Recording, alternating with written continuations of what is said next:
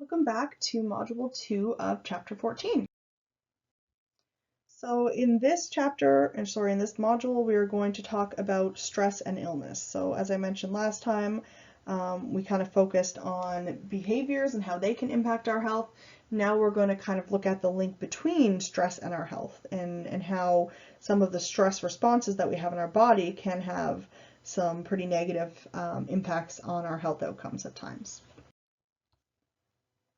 So a student who is busy studying for exams, a person being laid off from their job, a soccer player playing in a championship game.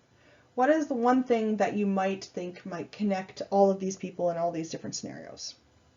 And I mean, the answer is probably a little obvious in this case because, it's kind of right at the beginning of the slide here. But the thing that we would say probably connects all the three of these individuals the best would be stress. So stress is known as a psychological and physiological reaction that occurs when perceived demands on us exceed our perceived existing resources. So basically, if somebody is asking more from us than we think we are able to give, that would be the times in which we tend to feel stressed. So stress can refer to both the events, which are known as stressors, and the experiences in response to these events, which are known as the stress response. It could take a wide variety of forms, such as acute events, so something that's very kind of short term, or chronic events, something that's kind of affecting you over a much longer period of time. And the impact that it has on performance can actually be positive or negative, depending on the level of stress and the amount of skill that one has in the area that they're performing in, which is something we'll get into a little later. So you might be wondering what causes stress. And there's something called the cognitive appraisal theory of stress, which helps explain how and why people differ in their responses to stress. So an appraisal, just in general, refers to the cognitive act of assessing and evaluating something. So in this case, we're talking about assessing and evaluating the potential threat and the demands of the event. So something happens that we deem to be threatening in some way, and then we have to appraise it and kind of try to figure out if it really is a threat, if it's something we should be worried about, or if it's something we can just kind of ignore. So our appraisals occur in two steps. We have the primary appraisal, in which the person perceives a potential threat and asks, is this a threat? And then the secondary appraisal, which is when a person determines how to cope with the threat. So if they say yes to that first question, then they move on to the second half and they have to actually try to figure out what they're going to do to cope with the stressor. So if during the primary appraisal the answer is no, the person is not really going to experience any stress. But if it's yes, then they will be experiencing both a physiological and an emotional stress reaction. And then, like I said, kind of have to come up with a way to kind of alleviate that stress or kind of deal with the stressor.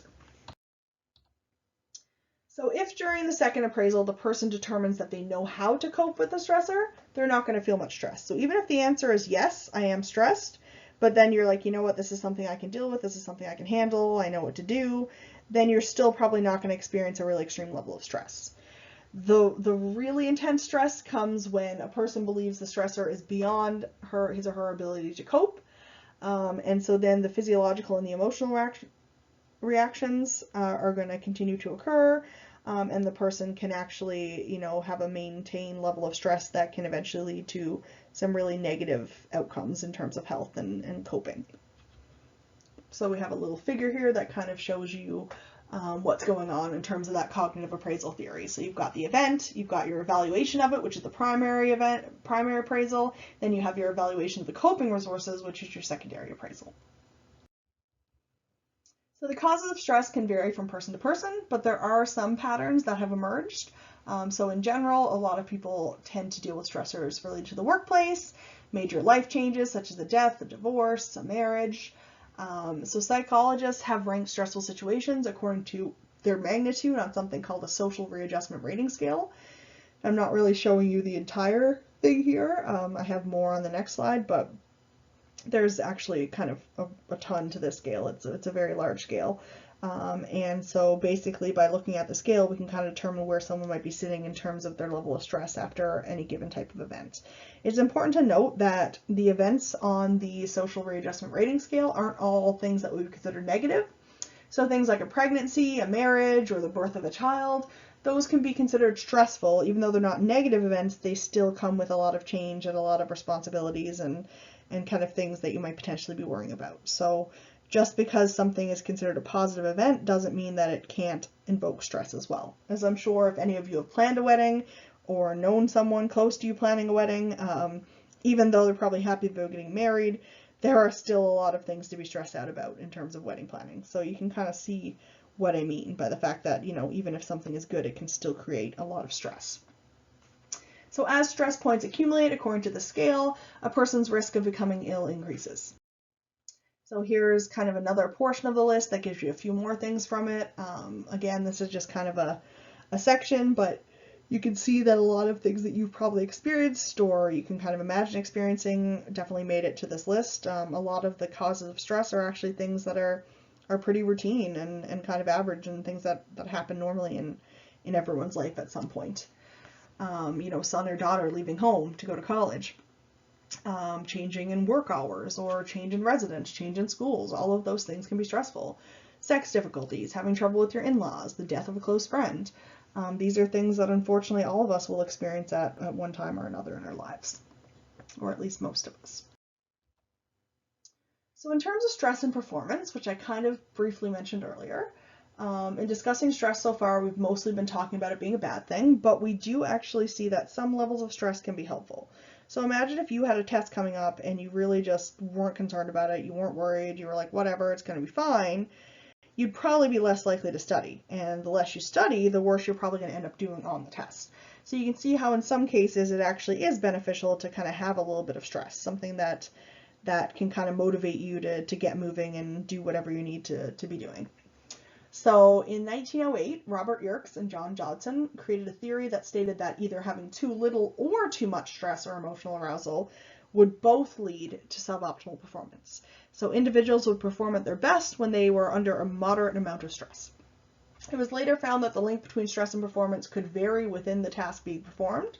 So we see that stress has positive effects on performance when the task is fairly simple, but will actually harm performance when the task is a bit more complex.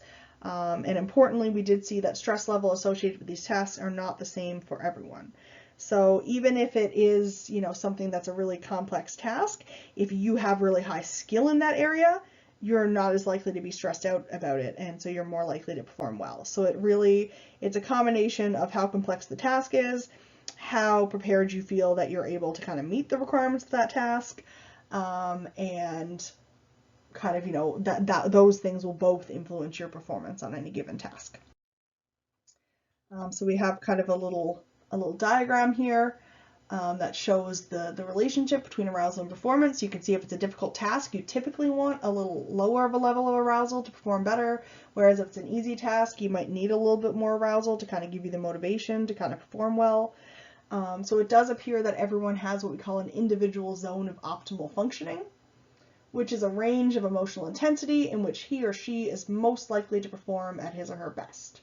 So if someone is too stressed out or not stressed out enough, they will not perform at an optimal level.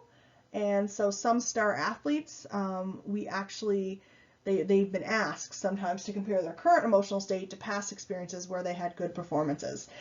So for example, if they were kind of stressed out about a game and they did really well in that game, their coaches will actually ask them to kind of try to put themselves in that same kind of mindset for subsequent games. So you can kind of use this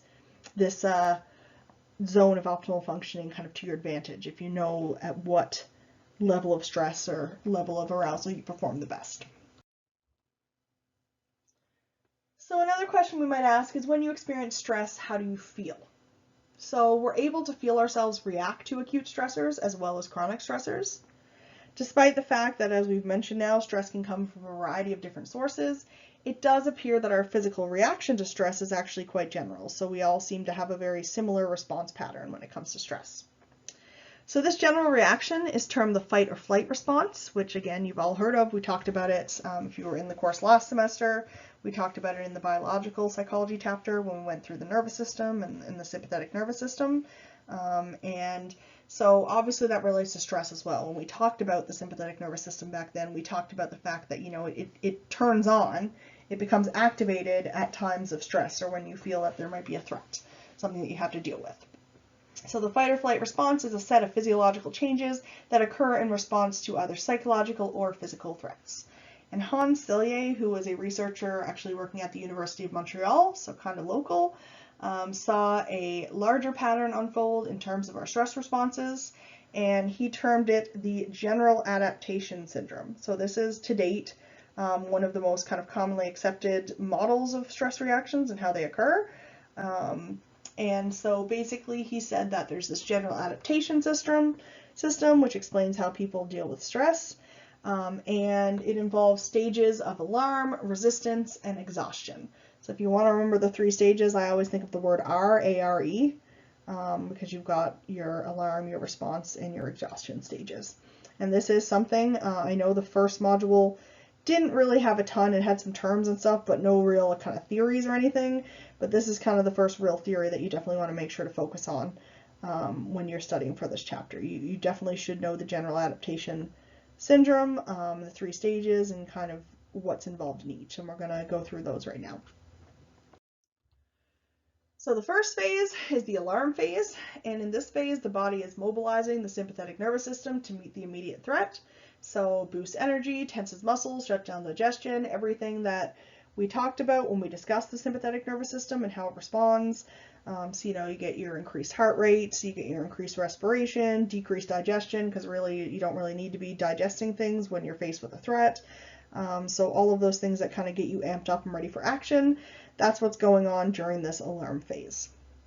So this is the initial response to a stressor.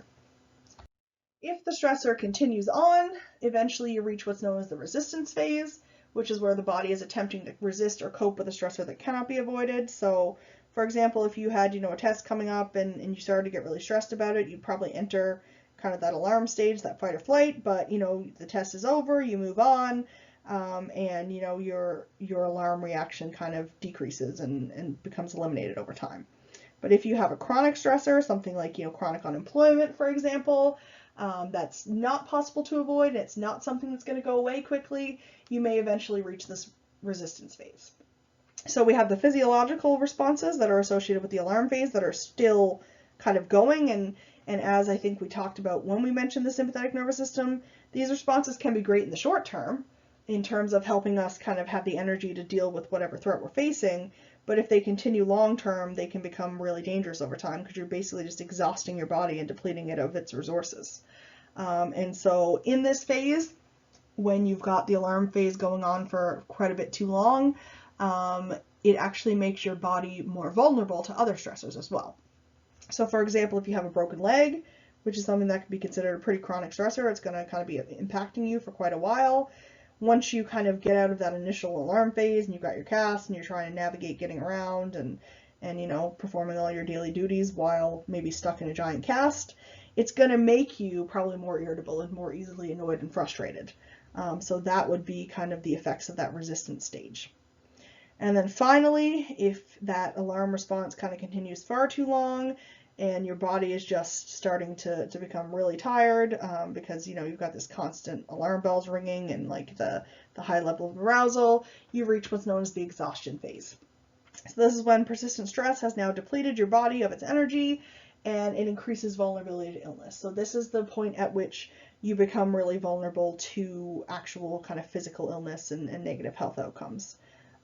And so the same reactions that were helpful in the first 2 stages become really unhealthy long range. And they may lead to things like chronic hypertension, so high blood pressure, or digestive problems, because as we know, if the alarm phase kind of shuts down digestion and slows it because it's not as important in the moment, that can be okay in the short term, but in the long term, that's going to cause you a lot of issues in terms of your digestion and your food processing and things like that.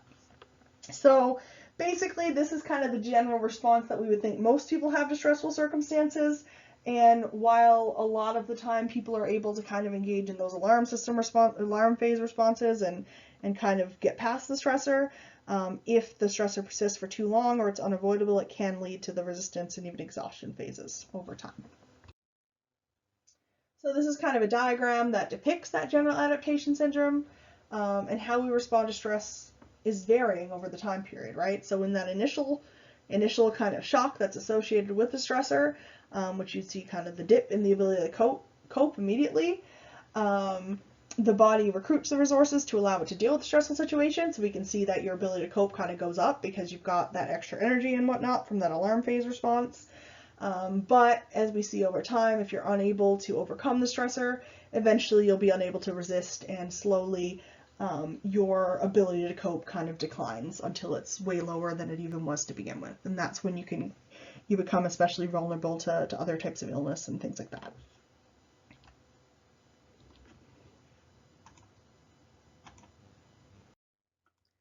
Sorry, my computer kind of froze up a little bit at the end of that last slide there. I think I was converting the video from the first module over, and I think it when it finished, it kind of froze my PowerPoint for a second. But luckily I got it back. Sometimes that will unfortunately make me lose the whole lecture I've recorded so far, and that's not fun. So moving on, so obviously that was kind of one stress response theory. And modern theories of how stress influence our physiology involve both the autonomic nervous system, which is where that sympathetic nervous system is housed, and also the endocrine or hormone responses. So that's the part that we haven't quite gone into yet. So many of the stress responses we feel, such as sweaty palms and racing heart, are the result of activity in the autonomic pathway. So again, that sympathetic nervous system response that you're all pretty familiar with at this point. So the sympathetic nervous system causes the adrenal medulla to release epinephrine and norepinephrine, which, as we know, are kind of our synthetic forms of adrenaline. Or I guess not so much synthetic, our natural forms of adrenaline. Another physiological system involved in the stress response is the hypothalamic pituitary adrenal axis, so the HPA axis, which is a neural and endocrine circuit that provides communication between the nervous system, so the hypothalamus in your brain, and the endocrine system, which is kind of related to your pituitary gland in your brain and then your adrenal glands within your body. And so the hypothalamus and the pituitary work together to stimulate the release of cortisol, which is a hormone secreted by the adrenal cortex that prepares the body in response to stress. So basically at this point we have two different stress pathways. We have the sympathetic nervous system response that we've kind of talked about before, and that we discuss when we talk about that general adaptation theory of stress. And then you also have a secondary pathway, which instead of basically the sympathetic nervous system causing the response in the adrenal medulla, we have the hypothalamus talking to the pituitary gland in the brain and then interacting with the endocrine system, and that leads to the release of a different kind of stress hormone, cortisol, from a different part of the adrenal gland. So both of them end in stimulating the adrenal gland and releasing different hormones, but it's just a matter of what pathway it is and then what part of the adrenal gland is being stimulated and which hormone is being produced. So here's a diagram, a figure that kind of shows you those two different pathways. So the sympathetic branch is the one that we were kind of talking more about during that general adaptation syndrome explanation. Stimulates the adrenal medulla to release epinephrine and norepinephrine. And then the opposite end, we have the hypothalamus, the pituitary, and the adrenal cortex, which is HPA. And that one is basically acting to produce cortisol. So they're both types of stress hormones. They both have similar kind of influences on the body, but they do have slightly different pathways taken in order to be released. So you've probably noticed that men and women tend to respond to stress in different ways. This is mostly due to societal expectations. However, there are some differences in the HPA axis of males and females. We do see that males tend to have a larger cortisol response to stress. So as a result, males tend to respond to stress with a rapid expenditure of energy. So they do tend to get a higher release of some of these hormones that are related to stress, which kind of increase your energy levels and your ability to kind of either fight or flee. And so males are more likely to have that type of response to a threat, whereas women are more likely to have a more social tend and befriend response. Which kind of makes sense evolutionarily to kind of, try to rely on the others around you and create social connections. So tend to befriend may be promoted by the release of a hormone known as oxytocin, which is a stress-sensitive hormone that is typically associated with maternal bonding and social relationships. So it can actually help you feel more attached to the people around you and more connected socially. And so it can influence a number of different behaviors. Animal studies have shown that stimulating the release of oxytocin actually helps to reduce activity in the sympathetic nervous system. So not only is this hormone heavily implicated in kind of attachment and forging social bonds, but when it's released, it can actually reduce that sympathetic nervous system response. High levels of oxytocin appear to be linked with lower stress responses to both physical and psychological stress. So it actually is true, and this is something that we've kind of alluded to before, but it really is true that social connections can actually play a very kind of preventative and beneficial role in terms of helping mediate your stress responses. So dozens of studies have shown that stress increases the likelihood that people will succumb to the cold virus. They've actually done studies where they've given people a cold virus, and depending on, whether or not they were kind of chronically unemployed, dealing with a lot of stress, or not so much stressed out, we actually did see that the ones who had higher levels of stress were actually more likely to get sick when kind of given a cold virus or a cold, kind of bacteria, whatever. And so the analysis of blood samples taken during final exam periods also shows reduced immune responses during this high stress period. So again, we've seen it in studies where they've given people a cold virus. We've also seen it in studies where they're taking people who are pretty stressed out, such as university students during final time, and have shown that that also relates to a reduced immune system response, which, as we know, our immune system is what helps protect us from getting sick. So both of these studies, these types of studies, kind of show us that stress can definitely play a role in the onset of illness. So the immune system has numerous connections with the nervous system, including our stress response systems, and there's a whole field called psychoneuroimmunology, which is the study of relationships between immune system and nervous system functioning. So findings have revealed that the stress-illness relationship is a very complex one. There's a whole bunch of different physiological systems that are kind of involved. So it does appear that stress kind of has a dual impact on the immune system. So short-term acute stress can actually activate the immune system and kind of get it kind of going and gear up for action. But chronic stress, if the stress continues long-term, just like we talked about in the general adaptation syndrome, it can actually end up suppressing your immune system function. So therefore, it's making you less likely to be able to deal with threats to your health and your wellness. High stress levels appear to put people at a greater risk for coronary heart disease as well, which is a condition in which plaques form in the blood vessels that supply the heart with blood and oxygen, resulting in restricted blood flow. So there was a study of 12,000 men over a 9-year period, and they actually did find that the ones who had higher levels of stress were 30% more likely to die from coronary heart disease within that 9-year period studied. And these were all individuals that, like at the beginning, were relatively healthy. They were deemed to be relatively healthy. But we did see that the ones with higher stress levels did have a much greater chance of dying from coronary heart disease. So it appears that a simple solution would be to reduce your stress levels, but this is complicated by our differing personalities, and also, just the fact that it's not really possible to control a lot of the events in your life. And so studies have found that people who are prone to stress have poorer physical health, but also that a subset of these people have a particular personality type. And you've probably heard of a type A personality before.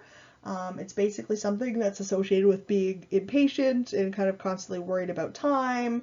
They tend to be easily angered, quick to kind of lash out, and they're typically competitive and kind of highly motivated individuals. So people with this particular personality type, a type A personality, it definitely seems to be associated with some poorer health outcomes, possibly due to the fact that people with that personality type tend to be chronically stressed. So in contrast, people with type B personality are more laid back and characterized by a patient, easygoing, and relaxed disposition. So kind of the opposite of the type A personality. And we do see in studies that people who fit the type A category are far more likely to have a heart attack than are the type B people, which again could be related to the fact that, type A is definitely much more likely to have higher levels of stress, be more kind of worried about things and kind of more focusing on some of those negative aspects. So these findings have been replicated many times, although the correlation is only moderate. It may reflect how other factors related to type A personalities might comprise physical health. So it might have to do with the fact that not only are people with type A personalities kind of more stressed in general, they're probably, as a response to that stress, engaging in behaviors like smoking, sleeping less, and drinking more. There are other personality characteristics linked to coronary heart disease as well, some of which include anxiety and depression, which aren't really personality characteristics, so I'm not really sure why the textbook phrases it like that, but we definitely do see that people who suffer from anxiety and depression are more likely to deal with kind of coronary heart disease and other health outcomes, negative health outcomes as well. We've actually even seen that, stress is linked a lot with the consumption of unhealthy foods and drug use and things like that. Stress might influence heart functioning in these type of ways as well. So people who are stressed tend to be consistently drawn towards sweet and fatty foods. We see that women with the highest level of cortisol tend to eat more sweet, high-fat snacks. And the relationship between stress and unhealthy food extends to other species as well. So even in species like monkeys, we've done studies, and it does seem that, for example, the low status females within kind of a community of monkeys, they will actually eat more banana flavored pellets than their social superiors. And subordinate monkeys in other studies, the ones who kind of aren't as dominant in their social groups, they will actually self-administer more cocaine when given the option to administer cocaine. The ones who are of like lower social status and kind of more subordinate, not really in charge of the group, tend to be more likely to engage in cocaine use more frequently, which is kind of an interesting study. So most scientists agree that this is most likely due to the fact that food and drugs influence the brain's dopamine reward system. So we do have a lot of circuits within our brain that rely on a neurotransmitter named dopamine, which is kind of related to pleasurable feelings and kind of reward. And so if somebody is feeling really stressed out and feeling like they don't have a lot of control over their life and things like that, they are more likely to kind of engage in these behaviors to kind of try to create, a more pleasurable sensation within themselves. So some research suggests that chronic stress suppresses the reward system activity. So not only are they more likely to kind of want kind of reward in those scenarios, they also might actually be getting less reward than the typical person. And so these rewarding foods and drugs might increase the activity to kind of closer to average levels. Just have one more slide here for this module. So although we have mostly discussed the impact stress can have on cardiovascular problems, so your breathing and your heart rate and heart disease and things like that, it can be a factor in other conditions as well. So you've probably all heard of acquired immune deficiency syndrome, or AIDS, which saps the immune system's ability to fight off infections. And people who are HIV positive, HIV being the virus that kind of causes AIDS, they need regular vaccination treatments just to kind of help boost their immune responses. But stress does impede the body's ability to respond to this treatment. So researchers have found numerous links between psychosocial factors and cancer progression as well. Norepinephrine does appear to support cancer cell growth, which is something that's really alarming given that, that's one of the major hormones, neurotransmitters being produced during our stress responses. And cortisol has actually been shown to magnify that effect, cortisol being the other stress hormone that's really kind of implicated in our stress responses, this time when we're talking about the HPA axis. So, however, for many people, the good news, I guess, is that stress levels can be changed, which slows the course of diseases like cancer and others. So, for example, if people are kind of chronically stressed, people who might have more of that type A personality, if they engage in things such as assertiveness training and anger management, this has actually been shown to be associated with reduced autonomic nervous system and HPA axis activation. So even though we know producing more cortisol, norepinephrine can be dangerous, we do know that there are things that we can engage in to kind of help mediate those responses, at least to some extent. So that is the end of this module. I appreciate that all of this information is overly kind of negative, but I do think it is important for us to understand the stress responses our body has in order to be able to learn how to effectively deal with them. And thankfully, our next module is actually all about ways in which we can help reduce our stress and increase our coping skills. So I will end it here, and I will talk to you in the next video.